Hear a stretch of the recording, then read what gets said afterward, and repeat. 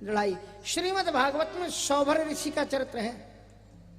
सौभर ऋषि ने जमुना के अंदर में मत्स्यों की काम कीड़ा को देखा और उनके मन में विवाह की भावना पैदा हो गई, और फिर उन्होंने एक दो विवाह नहीं किए महाराज। राजा मानधाता के पास में जाकर के बोले हमारी विवाह की इच्छा है, और वो गुरु थे उनके। तो राजा मानधाता ने सोचा हे भगवान क्या हो गया बढ़ोती पर बाबा जी को, कह रहे हमें विवाह करना है। अब गुरु जी हैं मना करें तो अभी नाराज होकर श्राप दे दे।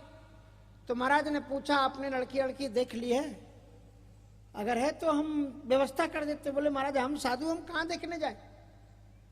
तो बोले फिर क्या करें। बोले आप ही की तो 50 कन्याएं हैं, इसलिए एक आध के साथ में मेरी शादी कर दो।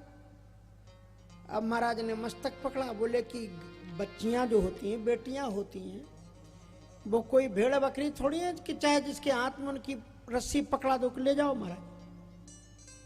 अब जिसका विवाह इनके साथ में करेंगे वही रोएगी कि पिताजी ने देखो क्या किया हमारे साथ में, इनके साथ में लगा दिया। और ना विवाह करने तो जी गुस्सा बैठे अभी हाल श्राप दे दे, गुरु अलग ही। राजा ने भी बड़े चतुर राजा थे, ऐसे वैसे थोड़ी राजा बनते थे। बोले महाराज क्या है ना कि हमारी बच्चियां सब स्वयंवरा हैं, हमने उनको पहले वचन दे दिया वो जिससे पसंद करेंगे हम उन्हीं के साथ में विवाह करेंगे। हम तो केवल विवाह करेंगे, पसंद उनको करना है। आप अंदर चले जाओ और जो हमारी राजकुमारी आपके साथ विवाह के लिए तैयार हो जाएगी हम उसी का विवाह आपके साथ कर देंगे। तो महाराज सौभर ऋषि ने कहा अच्छा हमारी बढ़ोती का मजाक उड़ा रहे हो। तपस्वी तो थे ही, तपस्या के बल से इतना स्वरूपवान अपना स्वरूप बनाया कि जो ही अंदर गए तो एक और दो की बात क्या करे, 50 कन्याएं पिताजी को टाटा बाय बाय करके महात्मा जी के साथ में बोले महाराज हम तैयार हैं शादी कर दो। 50 कन्याओं की शादी सौभर ऋषि के साथ में। अब महाराज 50 पत्नियां लेकर के गए जंगल में, कुटियां थी वहां पर। 2-4 वर्ष तक तो अच्छा लगा। उसके बाद में जब बच्चे पर बच्चे एक की कपड़े बदले तब तक दूसरे की नाक बह रही है उसको संभाले, तीसरे को कपड़े पहचाए, दूसरे को पत्नी में गुस्सा, पति में गुस्सा, घर में तुम बच्चों को देख नहीं रहे हो, तुम संभाल नहीं रहे हो। अब महात्मा जी मत्था ठोकी, भगवान से रो करके भागवत में 2 श्लोक बोले, 9वें स्कंद की कथा है। अहो इमं पश्यत में विनाशम तपस्विना सच्चरित व्रतस्य। हाय हाय मैंने देखते देखते अपनी तपस्या का विनाश खुद ही कर डाला।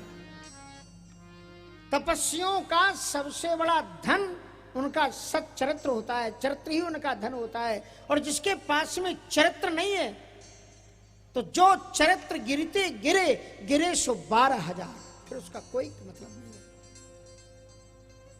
अहो इमं पश्यत में विनाशम तपस्विना सच्चरित व्रतस्य अंतर्जले वारिचर प्रसंगात प्रचावितम ब्रह्मचरम धृतम यत्। ये मैंने मछली युग में जमुना के अंदर 2 मछलियों की काम कीड़ा को देख करके और मेरे मन में वासना जाग गई और मैंने 50 विवाह कर डाले, इसलिए उन्होंने एक श्लोक साधुओं के लिए लिखा है, साधु संतों के लिए है वो। का संगम त्यजेत मिथुन वृत्तिनाम मुमुक्षु सर्वात्मना न विसृजेत बहिरिंद्रियाणि। संतों को ने कहा कि संतों को संयम तजेत मिथुन वृत्तिनाम मुमुक्षु गृहस्थियों के साथ में नहीं रहना चाहिए। प्राचीन काल की परंपरा थी, संत लोग घरों में नहीं डरते थे। सर्वात्मना न विसृजेत बहिरिंद्रियाणि, अपने मन पर कभी विश्वास न करें। और एकस चरण रहस्य चित्त मनंत ईशे, अकेले होकर के विचरण करें क्योंकि वार्ता साध्य चित्त मनंत ईशे युंजित तद्व्रतेषु साधुषु चेत प्रसंगः। साधु का काम है वो तद्व्रतेषु परमात्मा के ही श्रद्धा और भक्ति में लगातार लगा रहे, इसके लिए